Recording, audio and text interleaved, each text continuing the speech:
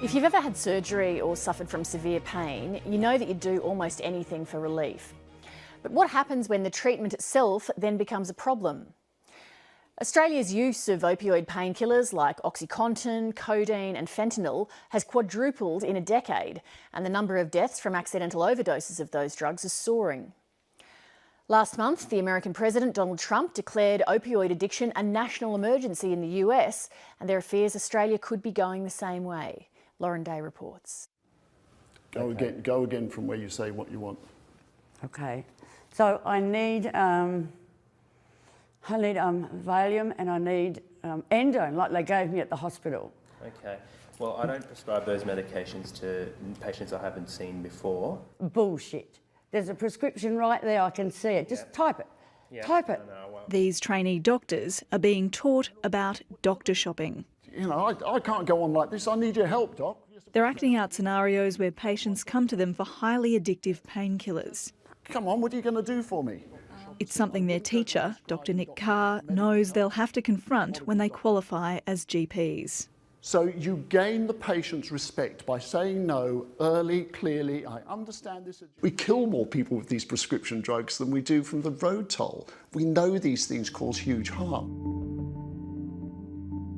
Paul Dennis knows how dangerous opioids can be. This scar is a constant reminder of the damage he suffered from his addiction to painkillers, an addiction that began with a football injury. When I took the first 2 tablets, it fixed the injury. Plus, it sort of gave me a bit of a buzz as well. So I thought, this is good. So I kept taking 2 every day. Then it got to 4, 6, to 8, until eventually when I was taking 90 tablets a day. To get access to that many pills, codeine and ibuprofen, he had to go to extreme lengths. I was actually writing down what chemist I went into, what day, and that's how bad it got. I was asked by the chemist sometimes that you came in here yesterday, and I said no, I didn't.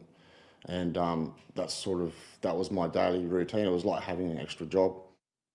He lost his actual job and his fiancée, but the final wake-up call was when he almost lost his life due to a perforated ulcer.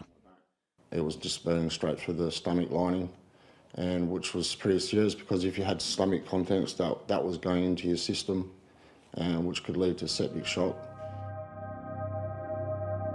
Opiates are magic in acute pain, that is sudden severe pain, and also in cancer pain. But for long-term pain, the evidence is now clear that they don't help many people and they harm quite a lot of people.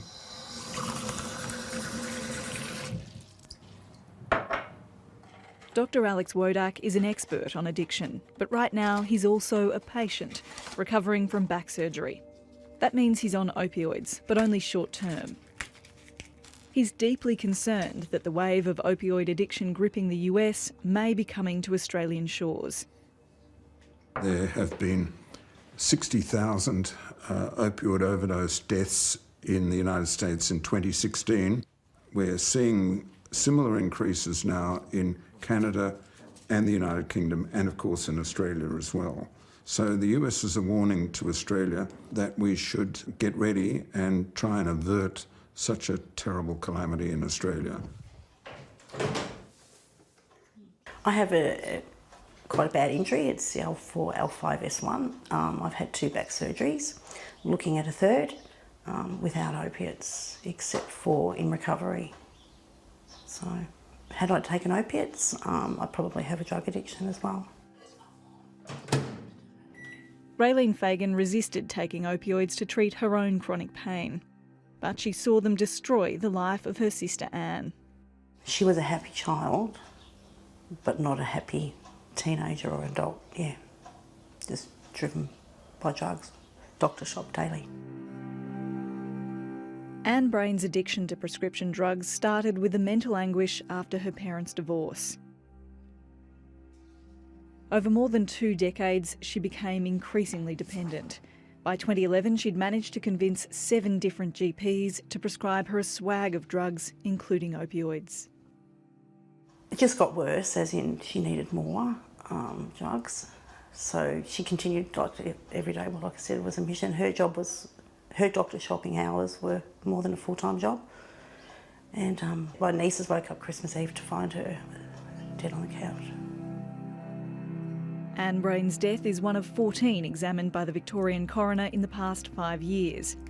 In each of those cases, the coroner has recommended the introduction of a centralised, real-time database for doctors and chemists to see what their patients have already been prescribed. We certainly know that the introduction of a real-time prescription monitoring system will reduce the drug-related harm that we can see from patients taking drugs beyond the clinical indications. You could never put a figure on it, but there's no doubt that the delay in introducing such a system has meant that more people than were necessary have died, and we would hope to see that number drop significantly in the future with the introduction of the system. The Victorian Government has finally agreed to implement the coroner's recommendations for real-time prescription monitoring, starting from March next year, and shortly afterwards the federal government will follow suit. Also next year, common medications containing the opioid codeine, like cold and flu tablets and Panadine, will only be available on prescription. That will put increased pressure on doctors to take steps to curb the opioid problem. I think we should reduce pack sizes of some of these medications so there's simply less available. And I think doctors need to be jumped on by the authorities so that the doctors who are what I call the profligate prescribers get into trouble. Doesn't happen enough. I don't prescribe MS-Contin. Why? That's my choice. My other doctors do. That may be their choice. I don't prescribe it. Dr Nick Carr teaches his student doctors to take a hardline approach to doctor shoppers. Do you mind sitting down? Yeah, I do mind sitting down. I need my medication. So I don't prescribe in this situation. Oh, you're a fucking wanker, you are. Good. I think our profession, the doctors, have to take a lot of responsibility about this because I think we're far too ready to prescribe them. Paul Dennis's medical scare forced him to go cold turkey. He's now 2 years clean and searching for a job as he tries to rebuild his life. When people do get painkillers, I think it's like playing Russian roulette, because if they take it and they get a kick out of it, yeah, that's where it sort of goes downhill for them, I think.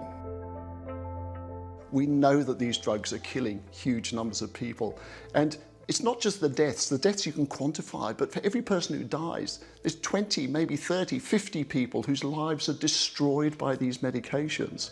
And we just have to do something about it. We can't just keep dishing these things out all the time.